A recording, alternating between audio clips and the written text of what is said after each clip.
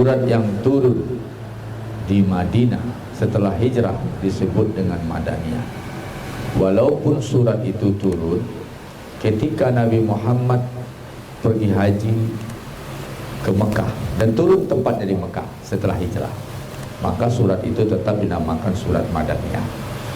Jadi batasan penamaan surat itu Makkiyah Madaniyah yaitu peristiwa hijrah.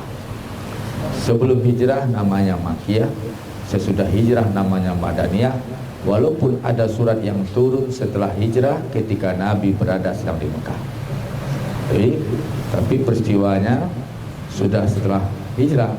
Walaupun Nabi sedang di Mekah sedang haji, maka itu namanya juga tetap surat Madaniyah.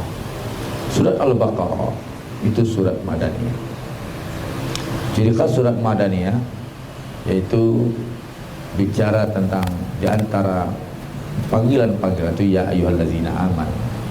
Surat Makkiyah ya ayyuhan nas. Tapi kalau ada ya ayyuhallazina amanu itu banyak cerita masalah ayat surat-surat Madaniyah. Kedua, cirinya juga surat Madaniyah itu banyak bicara tentang hukum. Sedangkan surat Makkiyah banyak bicara persoalan akidah. Nah, surat Madaniyah juga cirinya bicara tentang jihad. Sedangkan surat Makkiyah minus tidak bicara tentang jihad walau kecuali jihad lughawi. Kemudian munafik juga. Surat Madaniyah itu kalau ada cerita tentang orang munafik maka berarti surat itu Madaniyah. Surah Al-Baqarah itu cerita orang kaum munafik, cerita tentang jihad, al-qital, maka suratnya Madaniyah. Itu ciri-cirinya. Karena orang munafik itu munculnya di Mekah, di Madinah. Di Mekah tidak ada munafik.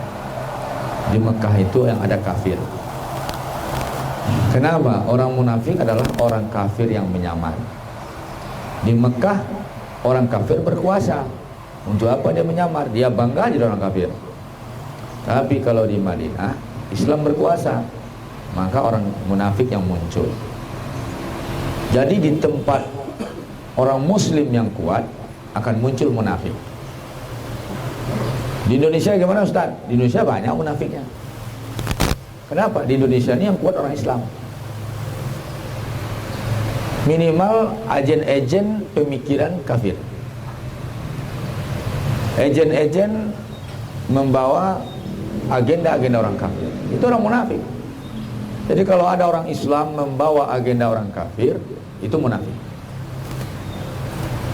Ada orang Islam memberi keuntungan, program-programnya memang dia ada kerjasama dan sengaja beri keuntungan kepada kaum kafir, itu kaum munafik. Jadi politikus-politikus membawa agenda orang kafir itu munafik. Kemudian pejabat-pejabat yang menggolkan agenda-agenda orang kafir yang merugikan umat Islam itu munafik. Jadi memang harus para pejabat harus sadar juga agenda siapa ini. Nah, jadi sidang jemaah, munafik itu muncul di tengah kekuatan umat Islam. Tidak ada munafik muncul di tengah kekuatan orang kafir. Nah, jadi sidang jemaah yang dirahmati Allah, maka kalau ada surat bercerita tentang orang munafik, itu ciri suratnya turun setelah hijrah. Surah Al-Baqarah bagaimana? Surat Al-Baqarah bercerita tentang 3 kelompok manusia pada 20 ayat pertama. Ayat 1 sampai 5 orang beriman. Ayat 6 sampai 7 kaum kafir. Ayat 8 sampai 20 kaum munafik. Berarti surah Al-Baqarah itu ada hasil seleksi dakwah. Manusia terbagi 3: mukmin, kafir, munafik. Itu hasil seleksi dakwah. Setelah umat diberikan pencerahan, maka yang dapat pencerahan jadi beriman, yang menolak kafir, yang menyamar, yang bermain kaum munafik. Nah, sidang jemaah yang dirahmati Allah, kaum munafik ini ada 2 bentuknya secara misi. Orang kafir menyamar jadi orang beriman, orang beriman yang pro kafir. Dua. Orang kafir menyamar, menyusup ke tengah orang beriman, atau orang beriman atau orang Islam, bukan orang beriman, orang Islam yang pro kafir. Maka ada dua jenis asal orang munafik. Asal pertama dia orang kafir, nyamar ke tengah orang beriman. Yang kedua dia orang Islam, KTP Islam, pro kafir, melakukan, membawa, meloloskan agenda-agenda kafir. Maka dia munafik. Yukhadi'un Allah, konsekuensinya mereka sedang menipu Allah dan Rasul. Menurut mereka, mereka pintar. Kaum munafik ini dianggap merasa pintar, padahal dia menipu Allah dan Rasul. Tapi kata Allah, hakikatnya dia menipu dirinya sendiri. Seluruh munafik akan menyesal nanti di akhirat. Seluruh munafik akan ditelanjangi oleh Allah dengan kemunafikannya. Orang jadi munafik, imbalan-imbalan dunia. Kenapa ada orang Islam jadi orang munafik? Karena imbalan-imbalan dunia. Nanti mereka bisa merasa sukses mengelabui umat Islam, tapi kata Allah apa?